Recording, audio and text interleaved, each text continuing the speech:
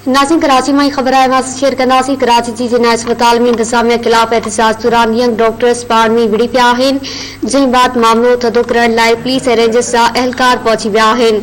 Young doctors इंतजामिया खिलाफ मौक़िफ़ ते ॿिनि हिस्सनि में विराइजी विया, जंहिं ते ॿिनि ग्रुपनि विच में झड़ो थी पियो आहे। कराची में वाक़िया आगाह कई पिया, जहिड़े दौरान केतिरा यंग डॉक्टर्स ज़ख़्मी थी पिया, जंहिं बाद मामलो टारण लाइ पुलिस ऐं रेंजर्स खे तलब कयो वियो आहे।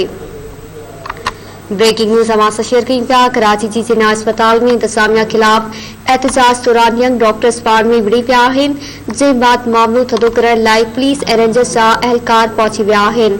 यंग डॉक्टर्स इंतजामिया खिलाफ मौक़िफ़ ते ॿिनि हिस्सनि में विराइजी विया, जंहिं ते ॿिनि ग्रुपनि विच में झड़ो थी पियो आहे। जहिड़े दौरान केतिरा यंग डॉक्टर ज़ख़्मी थी पिया, जंहिं बाद मामलो टारण लाइ पुलिस ऐं रेंजर्स खे तलब कयो वियो आहे।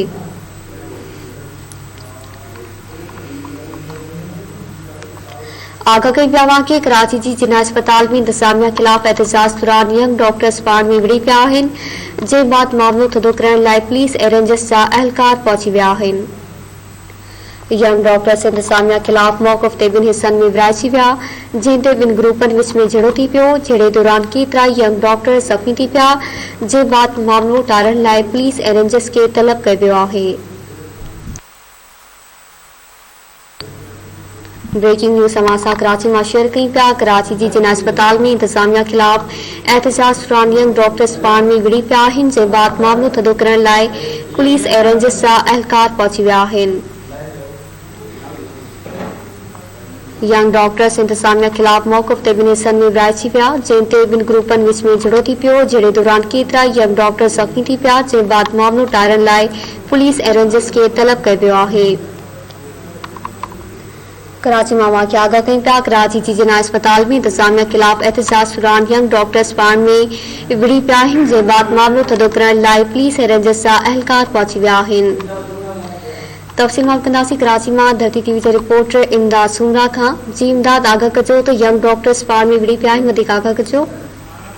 जी बिल्कुल, कराची में जना अस्पताल के ॿिनि ग्रुपनि जंहिंमें यंग डॉक्टर्स एसोसिएशन डेमोक्रेटिक ऐं यंग डॉक्टर्स एसोसिएशन ग्रुपनि में जेको आहे जना अस्पताल में पोस्टिंग सां जहिड़ो थी पियो आहे। जॾहिं त ॿिन्ही ग्रुपनि पारां जना अस्पताल जे डायरेक्टर जे ऑफिस अॻियां पहुची डायरेक्टर जना अस्पताल ऐं यंग डॉक्टर जेको आहे ॿिए खिलाफ़ सख्त उते नारेबाज़ी कई आहे।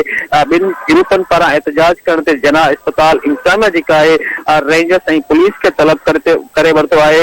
हिन वक़्तु जना अस्पताल में जेको आहे रेंजर्स ऐं पुलिस जेका उहा पहुची चुकी आहे। जॾहिं त हिन वक़्तु जेको आहे यंग डॉक्टर्स डेमोक्रेटिक जे ॿिनि ग्रुपनि में जेको आहे उहो एहतजाज हलंदड़ आहे। हिन वक़्तु जेको आहे उन्हनि जो इहो चवणु आहे त हिन जना अस्पताल में जेको आहे हिते डॉक्टर जी जेका आहे ग़लति पोस्टिंग कई वई, जंहिं सबबु जेको आहे डायरेक्टर जना अस्पताल के उनके जेको असां आगाह करे चुका आहियूं, लेकिन असांजे नथी ॿुधी वञे। जॾहिं त हिन वक़्तु जेको आहे यंग डॉक्टर जेकी ॿ ग्रुप जेके उहे हिक ॿिए खिलाफ़ जेको आहे सख़्त नारेबाज़ी करे रहिया आहिनि ऐं डायरेक्टर खिलाफ़ नारेबाज़ी करे रहिया आहिनि। जी महिरबानी इमदाद सुमरा आगाह करण जे लाइ।